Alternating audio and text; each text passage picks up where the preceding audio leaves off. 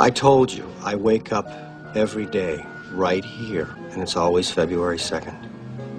And there's nothing I can do about it. If you're watching this video, it means that you've made it past Groundhog Day without being caught in a seemingly endless loop of reliving the same day time and time again.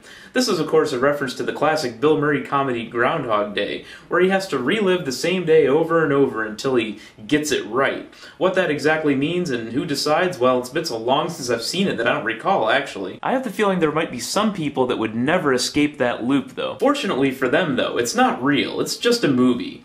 It does make me wonder, though, about the people that predict the end of the world. Christians and other religions, including a number of doomsday cults, have been predicting the end of the world for centuries. Sometimes they just wait patiently for the end to come, and sometimes they take matters into their own hands, put on their Nikes, and take some poison to end it all, like the Heaven's Gate cult did in 1997. Jim Jones and his cult back in the 70s was another example. It would seem like hedging your bets and waiting for the end to come naturally, or should I say supernaturally, would be a lot smarter. But these aren't exactly the most rational people. Maybe they just wanted to avoid the embarrassment of being wrong on the date of the apocalypse. Fast forward to today, and we have a new prediction. The date is May 21st, 2011. Mr. T actually turns 59 that day, and of course I'm sure he pities the fool that would think the world would end on that day. Though he is pretty devout, as I recall from his Howard Stern interviews, so maybe he just sees it as another sign. Some people have actually been going around the country in sharply decorated vehicles, or putting up billboards advertising the end.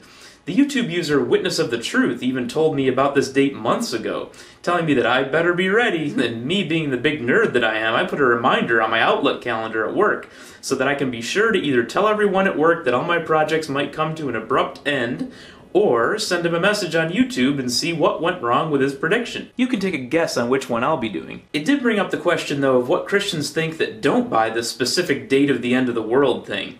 Lots of Christians rightly scoff at the doomsayers in their own religion, but then again, most of them do believe that there will be an end, and that Jesus will return. Armageddon will happen, of course, and all that. They just don't think that they can pinpoint an exact date.